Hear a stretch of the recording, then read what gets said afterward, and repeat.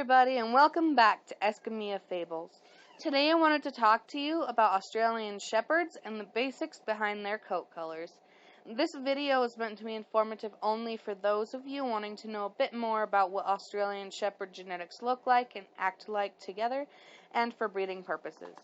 Now you'll see in this picture all the many variants of the basic colors in Australian Shepherds. From the common red and black bicolors and tricolors to the red and blue merles, to the less common and rare self-reds and blacks, to self-red and self-blue merles.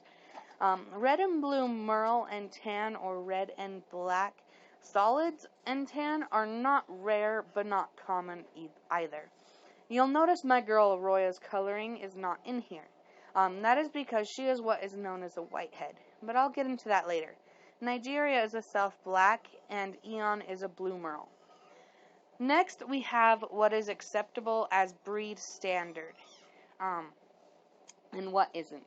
Things such as Isabella and the blues shown here are actually forms of dilute and sable, which is not breed standard, because they have the potential to hide a masked merle gene, which can be dangerous to the breed. I'll explain why here shortly.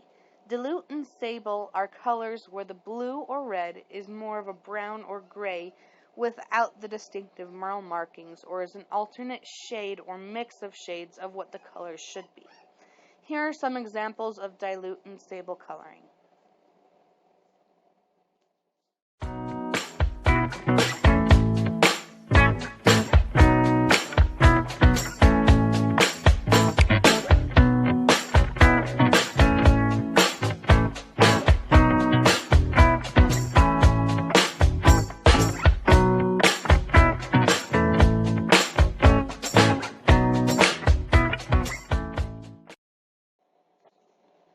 With Australian Shepherds, each gene is narrowed down to two basic letters, capital M and lowercase m.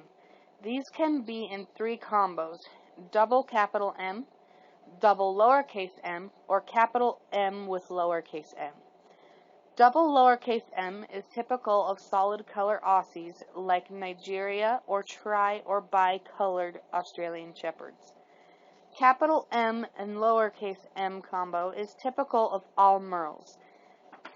Capital double M only occurs when two merles are bred together and can actually be dangerous because it causes whitehead, which can lead to deafness and blindness. This is not a guarantee, however, as my Arroya is a prime example. Now, whitehead can occur without two merle parents, but it is not a double merle whitehead, and can only be concerned for deafness due to lack of color pigmentation in the ears, which directly correlates with dog hearing. This is often because they have excessive face or body white or have a hidden merle gene, like in dilutes or sables. Now, when you breed Australian Shepherds, the ideal pairing is a merle crossed with a solid or bi and or tri. Of course, you can do two solids or two bis or tris together too. It just won't produce merles. An ideal pairing will produce half solids and half merles, but no double merles. However, when two merles are bred together, that is a whole different story.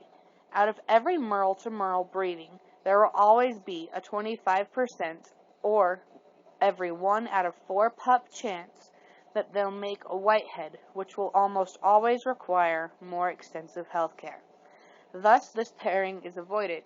Now, an interesting thing about a double merle is they can be bred, although it is not recommended, as long as it is bred to a solid partner. All the pups will result in merle pups, but they will not be double merles. This can be a perk, but it's still risky, as health problems can transfer to offspring, which is why it is very widely shunned against. Long story short, just don't breed a double merle for the safety of the offspring and, of course, your Australian Shepherd. Now, you may be wondering what affects if the dog is red, black, or blue. Well, that is affected by the type of color gene the parent had in the color zone of the genes, which translates to uppercase B and lowercase b. Here is a chart that shows how it is dispersed, but the details will be saved for a later video when I go into alleles and such with more depth. Next, I'll show you what combos determine the color of the pups and if they're red factored. Typically, if neither of the parents are red or red factored, none of the pups will be either. But if one of the parents are red or red factored, at least one of the pups will be as well. In order for a pup to be red factored, though, the dam needs to be red or red factored always. If the father is red or red factored, there's only a 50-50 chance the pups will be red factored, if at all. In the chart shown, you can see the percentages of red to blue or black pups born based on parent combinations and if they are red factored. Typically, as long as one parent is red or red factored, there is always between 25 to 50% chance of red pups in the litter. 2 reds guarantees red pups no matter what. You'll also notice the genes we talked about previously that affect Merle going into play here too, but this time with the addition of color. I've included a link in the description of a site I recommend for more in-depth reading of what was discussed today.